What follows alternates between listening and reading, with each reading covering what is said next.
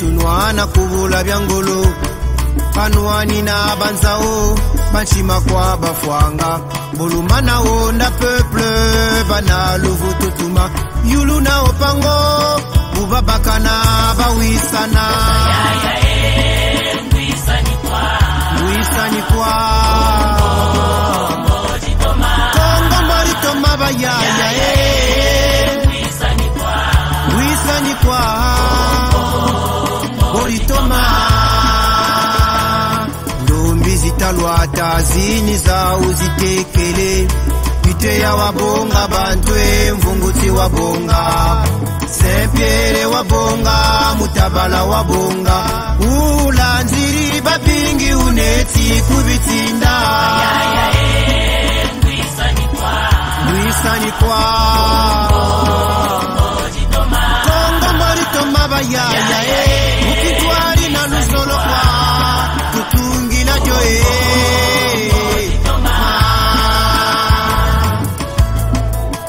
Bonjour, monsieur Jean-Richard Sambada Koumbi. Bonjour. Alors, tout d'abord, je vous remercie de nous avoir accepté notre appel, notre invitation dans ce beau cadre que nous accordez. Alors, pour commencer notre entretien, pour ceux qui vous ne connaissent pas encore, qui est monsieur Sambada Koumbi, vous pouvez leur donner l'honneur de vous présenter en long et en large. Qui est monsieur Sambada Koumbi? Bon, d'abord, très honoré de l'invitation, d'avoir accepté mon invitation. Je crois que pour une fois, la présentation va prendre un peu plus de temps. Je m'appelle Jean-Richard Amédée Sambada Koumbi, deuxième du nom. La genèse de ce nom Koumbi remonte à un monsieur qui était né dans le pays de Luingi, en République du Congo. Dans le département du Pôle. Département du Pôle. À sa naissance, il s'appelait M. Maungu, c'était mon grand-père. Son courage d'affronter l'Européen ou le colon, ses congénères commençaient à l'appeler M. Nkumbi. Il a eu à faire preuve d'exode pour quitter le pays de Luingi, pour venir dans le pays Teke, Lari, de Mbamou, du grand séminaire. Et là, il a eu à mettre au monde plusieurs enfants, dont un enfant qui s'appelait Samba Dominique. Et cet enfant, a fait de l'exode rural. Il a quitté son Ngamibaku natal pour se retrouver en ville. D'autorité, il a donc s'est engagé dans la gestion de la cité dans les années 50. Et après, il a porté le nom de Samba Koumbi. Chemin faisant, à sa maturité, de Samba Dominique, il est passé à Samba Koumbi, et vers la fin de sa vie, Samba Koumbi. Là, nous sommes dans les années 78, 117, 118. À l'âge de 39 ans, ce monsieur, on l'a coupé, il a été tué à la fleur de l'âge. Et je suis donc issu des reins de ce monsieur qui, pour prouver mon attachement à ma genèse, à ma naissance, on m'appelait monsieur Jean-Richard Samba, et l'attachement à l'idéal de mon père afin que je puisse porter le nom de Samba Koumbi. Et pour faire le distinguo, j'ai donc dit Samba Koumbi, deuxième du nom. Tout en sachant que, à part moi, il y a d'autres Samba Koumbi et plusieurs générations après portent aussi ce nom-là. Je suis un universitaire qui a eu sa formation universitaire dans les pays de l'Europe de l'Est. Et après cela, j'ai dû, pour des raisons professionnelles, déposer ma valise provisoirement à Paris, où je fais partie de la grande famille de la diaspora congolaise de l'île de France. maître ES en docteur en sciences économiques. Et ici arrivé, pour des raisons de commodité professionnelle, je me suis refusé de rentrer au Congo.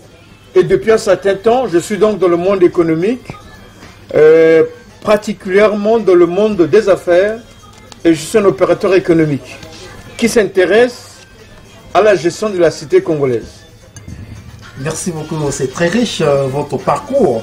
On va, si c'est pour écrire un livre, on prendra toute une journée. Alors, on va aborder l'actualité congolaise. Étant donné que vous êtes congolais, mais au Congo, il y a une crise qui ne dit pas son nom, que le gouvernement ne veut pas l'admettre. Mais le Congo vit une crise sans précédent, une crise que le Congo n'a jamais eue. Alors, que dites-vous? Exactement. Quelle est votre analyse? Non, exactement. Quand on parle de crise du Congo, c'est regrettable que l'analyse, nos gouvernants n'arrivent pas à se reconnaître dans cette crise. Le Congo vit une crise multidimensionnelle et multisectorielle, car tous les indicateurs sont au rouge. Cette interview devait se faire au mois de juillet, dans le cadre du 58e anniversaire, la commémoration du 58e anniversaire de l'octroi de l'indépendance du Congo. Cela n'a pas pu se faire pour des raisons de calendrier. Et il y a eu la commémoration de ce truc. Mais, avec la rentrée politique au mois de septembre, nous rentrons au mois de novembre, nous nous projetons dans le cadre de la commémoration des 60 ans d'existence du Congo. Donc en 60 ans, le Congo a connu toutes les formes de gouvernance. En commençant par le pluralisme politique des années 50 jusqu'aux début des années 60, avec le monopartisme. Au-delà du monopartisme, il y a eu le début de la dictature. Le peuple a rebondi, a retrouvé son cap. Dans les années 90, avec la conférence nationale souveraine, qui est un élément important dans l'histoire. Et après, ce début de processus démocratique du pluralisme politique au Congo, nous sommes revenus à une dictature. Et de la dictature, c'est la volonté d'un clan, d'un homme, pour une boulimie du pouvoir. Et au jour d'aujourd'hui, il se retrouve coincé. On ne vit même plus dans la tyrannie, mais on ne vit plus la dictature, mais nous vivons dans une tyrannie. Or, la tyrannie, dans sa double expression, à mon autre humble avis, elle est le summum de la dictature, et la face B, elle incarne l'autodestruction d'un système de gouvernance qui a mené le pays vers le chaos. Tout en sachant, quand on voit tous les indicateurs du Congo sont au rouge, la question est de savoir quelles sont les voies et les pistes que l'on peut proposer par rapport à cette sortie. Et ça, mais au jour d'aujourd'hui, les détailler, ça ne servira à rien. Parce que tout se fait voir au grand jour. Vous m'avez dévancé parce que je voudrais vous poser la question, la même question que vous avez déjà répondu.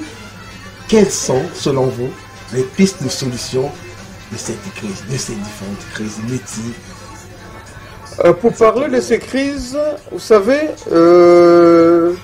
depuis un certain temps, on parle de deux voies. La première voie, c'est la voie des armes. La seconde voie, c'est la voie du soulèvement populaire. Mais malheureusement, pour la première voie, la voie des armes, j'ai en mémoire les conséquences, les multiples conséquences, les multiples morts En mémoire, en 1976, un an avant son assassinat, déjà le président Ngouabi, se retrouvant coincé, avait voulu reculer. Mais à l'époque, il y a eu un adage, tu avances, nous avançons, tu t'arrêtes, on te pointe, tu recules, nous t'abattons. Donc, au jour d'aujourd'hui, l'homme, le tyran du Congo se retrouve, au-delà d'être prisonnier de sa boulimie du pouvoir, il est prisonnier des hommes et des êtres qu'il a créés. Donc forcément, un coup d'état de palais ne va pas arranger les choses. Et d'une manière ou d'une autre, le manque de finances, le caractère sec des caisses de l'État est aussi un autre frein. Quand nous parlons du soulèvement populaire, j'ai eu la grâce de rencontrer plusieurs acteurs qui ont vécu, qui ont été au management des événements de 1263. Beaucoup regrettent. Pour nous, à notre niveau, nous qui avons lancé le concept devoir de mémoire, le sang des martyrs et des héros de la République réclament vérité, justice et réparation pour une nation réconciliée, nous sommes en train de travailler sur un autre concept. Quand tu connais d'où tu viens, nous sommes remontés aux années 50. À la jeunesse de la République. À la jeunesse de la République. Et il y a d'abord la première des choses, c'est la prière. Nous y avons travaillé depuis un certain temps sur la place de Paris. Nous avons lancé une cellule dont l'une des sorties était le service cultuel du 21 avril 2018. Et la messe de grâce dite par un archevêque qui revenait de Brazzaville sur la place de Paris, nous sommes en train de travailler. Ça, c'est la première des choses. Et au-delà de cela, la prière, il ne faut pas qu'elle puisse être segmentée. Que dirons-nous donc à ce sujet? Si Dieu est pour nous, qui sera contre nous? Lui qui n'a pas épargné son propre Fils, mais qui l'a livré pour nous tous, comment ne nous donnerait-il pas aussi tout avec lui, par grâce? Qui accusera les élus du Seigneur? Dieu est celui qui justifie. Qui les condamnera? Le Christ Jésus est celui qui est mort. Bien plus, il est ressuscité. Il est à la droite de Dieu et il intercède pour nous. Qui nous séparera de l'amour de Christ? La tribulation, l'angoisse, la persécution, la faim, le dénuement, le péril, la mort? Mais en tout cela, nous sommes plus que vainqueurs par celui qui nous a aimés. Oui, j'en ai la certitude. Ni la mort, ni la vie, ni les anges, ni les dominations, ni le présent, ni l'avenir, ni les puissances, ni les êtres d'en haut, ni ceux d'en bas, ni aucune autre créature. Rien ne pourra jamais nous séparer de l'amour de Dieu manifesté en Jésus-Christ, notre Seigneur. Que le Seigneur vous bénisse et vous garde. Il tourne sa face vers vous et il vous maintient dans sa grâce. Que sa bénédiction repose sur vous, sur ceux que vous aimez, sur ceux que vous avez du mal à aimer. Le Seigneur vous bénit et vous garde. Vous êtes aimés de Dieu. Que ce soit votre force. Amen. Après la prière, il y a la renaissance du jeu des alliances des années 50 jusqu'au début des années 60. Vous vous rappellerez que en 50, à l'époque, c'était le Jacques Opango qui était le président qui a obtenu les premières élections, avant que le président Yulu puisse lui prendre le fauteuil. Et il y a eu un jeu de l'alliance entre le MSA et l'UDDA, où sur le plan géopolitique national, ça a avancé. Donc, au jour d'aujourd'hui, nous y travaillons avec les Congolais de la partie septentrionale du Congo, surtout nos compatriotes Moshi de Bunji, qui se reconnaissent dans la lignée de Jacques Opango. Nous sommes en train d'y travailler et il y a ça. Et il y a entre autres le fait qu'à notre niveau, nous sommes en train de faire un travail sur la géopolitique nationale, qui se fait en sourdine, mais les contacts sont pris et il y a une forte avancée. Donc, je reprends la prière. Connaissance de la géopolitique nationale et connaissance de la géopolitique internationale. Au-delà de cela, pour que les actuels gouvernants, qu'il y ait scission, pour prouver à ce que cela puisse faire un mea culpa interne, c'est la renaissance. Et n'oublions pas, nous sommes en possession de notre cellule, nous sommes en possession d'une ressource humaine, une valeur, une autorité spirituelle et morale, par lequel le pouvoir que le peuple congolais avait repris des mains du tyran en 90, en élisant le président Pascal Lissouba en 92, nous avons dans notre cellule une autorité spirituelle, morale et physique qui a reçu le 16 avril 2003 une attestation que je me permettre non pas de lire, mais cela va nous permettre à notre niveau de frapper, parce qu'il y a déjà des contacts qui sont pris au niveau des instances de la France, quand il dit République du Congo, unité, travail, progrès. Au passage, j'aimerais vous dire que je ne peux pas lire en intégralité, parce que c'est un document qui n'est connu que des initiés. Donc, on dit pouvoir.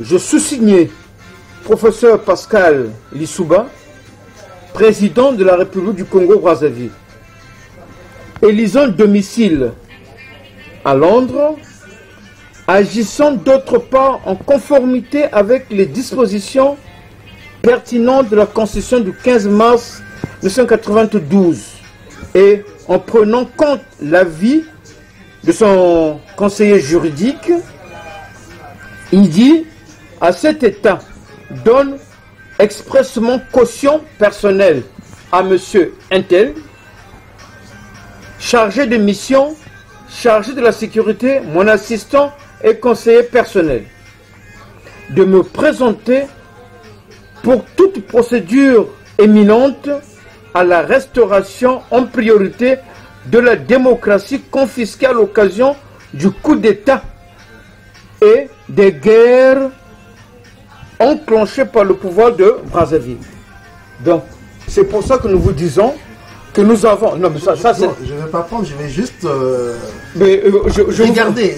D'accord, je vous ferai... Comme ça, c'est un document confidentiel. J'ai l'honneur, au moins aujourd'hui, de... Vous aurez ça en face. Ouais, d'accord. Donc, c'est pour vous dire, c'est ça. Donc, il y a un travail de fond qui se fait sur la place de Paris. Géopolitique nationale et un pont est créé entre les ressources humaines de la diaspora et les ressources humaines du Congo pour fusionner, pour aller de l'avant. Parce que en face, nous avons des gouvernants qui veulent vivre dans une dynamique de jusqu'au boutisme. L'ami de l'Afrique et du Congo en particulier, il a toujours accompagné notre pays, tant soit peu. Nous invitons à papa, le pasteur de Clermont, pour dire son conseil. Le conseil qui peut porter à l'endroit des fils de ce peuple meurtri, aujourd'hui en exil, de par le monde. Chers amis, qui suis-je pour m'exprimer devant vous lors de ce service cultuel écuménique? Un ami de beaucoup d'entre vous, certainement, depuis bientôt 20 ans, pas depuis toujours, bientôt 20 ans, certes, mais car c'est avec le pasteur Alphonse Bourama que j'ai appris à connaître la souffrance de notre peuple au sortir de décennies de troubles, de guerres civiles, de pillages et de viols, d'exécutions arbitraires et d'espoirs trahis. Et c'est lui qui m'a fait rencontrer le Conseil écuménique des Églises chrétiennes du Congo, qui allait me demander de chercher à apaiser des rancœurs entre anciens et actuels détenteurs du pouvoir. En cela, j'ai totalement échoué. Mais il est vrai que depuis 20 ans, jamais la situation des amis congolais n'a quitté mon esprit. Se sont forgés parmi tous ceux que j'ai rencontrés des amitiés profondes, et même si certains ne sont pas avec nous aujourd'hui, je nous sais portés par leur affection et par leur prière. Mais en tout cela, je reste avec humilité un ami qui ne peut que partager une souffrance et une espérance sans avoir jamais vécu sur place. Mes paroles resteront inévitablement comme à la surface des choses. Il vous reviendra de les faire vôtres ou tout simplement de les laisser couler. J'aimerais tout d'abord vous dire ma reconnaissance pour ce service cultuel écuménique et pour ceux qui l'ont initié,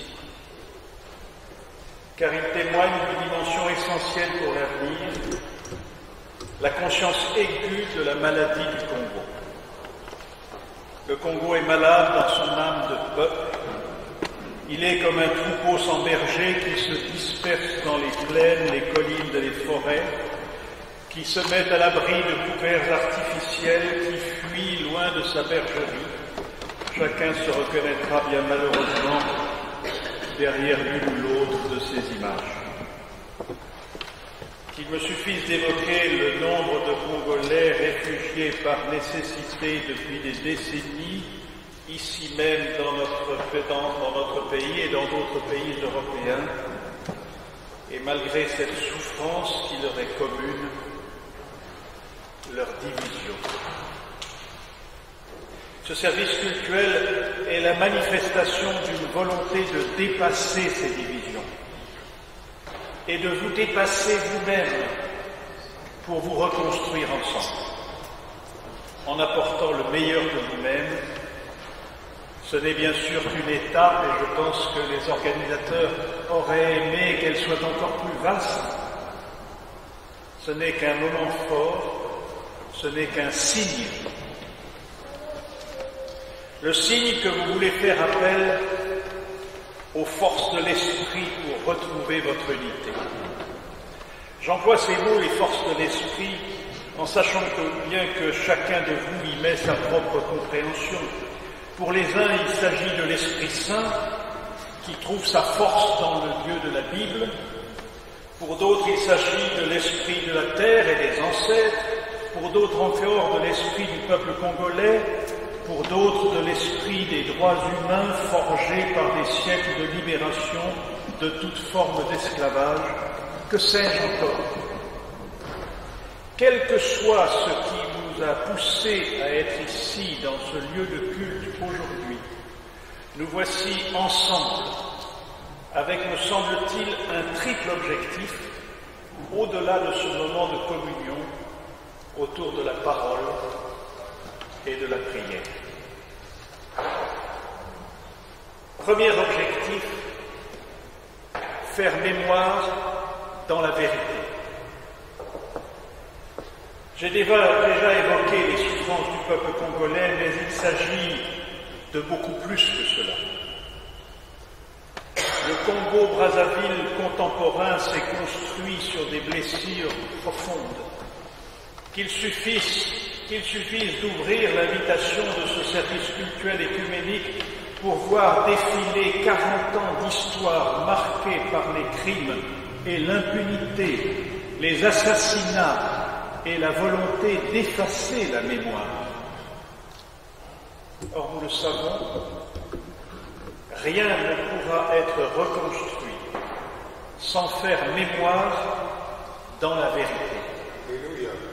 Pas un seul Congolais ne pourra envisager l'avenir avec confiance sans que la mémoire du passé soit apaisée. De quoi s'agit-il? Je parle ici à des Congolais qui se souviennent de multiples promesses de faire la lumière sur les événements passés, qui se souviennent de conférences nationales censées ouvrir des ères nouvelles. J'ai plutôt à l'esprit ce qui relève de la recherche de la vérité et de la réconciliation, où chacun, je dis bien chacun, accepte de faire la lumière sur son rôle dans les événements passés, devant, par exemple, une commission de sages dont l'unique responsabilité est de permettre à la vérité d'être révélée. Verra-t-on un jour au Congo-Brazzaville, comme au Rwanda, comme en Afrique du Sud, comme en République centrafricaine, dans les mois qui viennent, ces commissions vérité et réconciliation appelées à faire la lumière pour que réconciliation soit possible?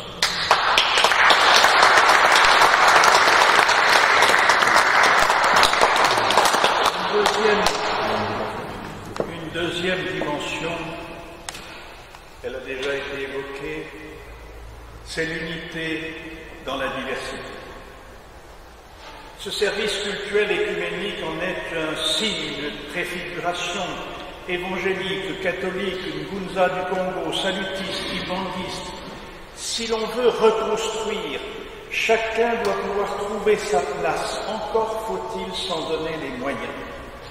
Privilégier l'écoute et le dialogue, dépasser les querelles ethniques, rechercher le bien commun. Je n'ai sur ce point aucune leçon à donner à personne.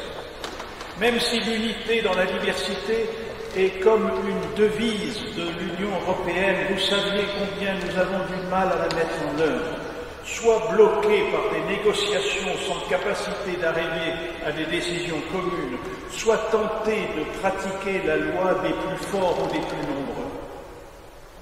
Ce que je sais par contre, c'est que cela suppose la mise en place de structures de médiation et qu'il faut se donner le temps pour voir advenir des formes nouvelles de gouvernance dans lesquelles tous se reconnaîtront. Faire mémoire dans la vérité, rechercher l'unité dans la diversité, il est encore un mot que je veux ajouter pour conclure. Il faut espérer.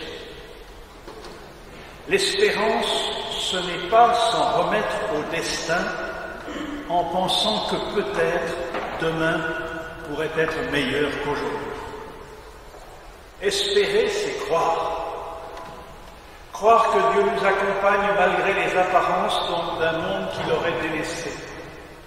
Croire que sa parole, comme nous l'avons proclamé lors de ce service cultuel, ne retourne pas à lui sans effet. Croire qu'aucun avenir n'est écrit d'avance, qu'aucun destin ne nous contraint et qu'il nous est donné la liberté de construire notre avenir. Espérer, c'est combattre pour nous emparer de notre avenir et en faire un avenir de justice et de paix. Si la parole de Dieu et son esprit régnaient sur notre terre, nous n'aurions plus à espérer. Mais précisément parce que son royaume est encore devant nous, il nous faut espérer, comme si ce royaume était tout proche et qu'il nous revenait de l'accueillir. Espérer, c'est combattre. Et monsieur Sambalakubi, Jean-Richard, alors vous êtes manager de Timou TV. Vous êtes aussi membre fondateur, cofondateur de plateforme de communication, de la plateforme qu'on appelle IC Presse. Vous êtes un communicant sur la toile de Paris. Alors pourquoi, quels sont vos projets dans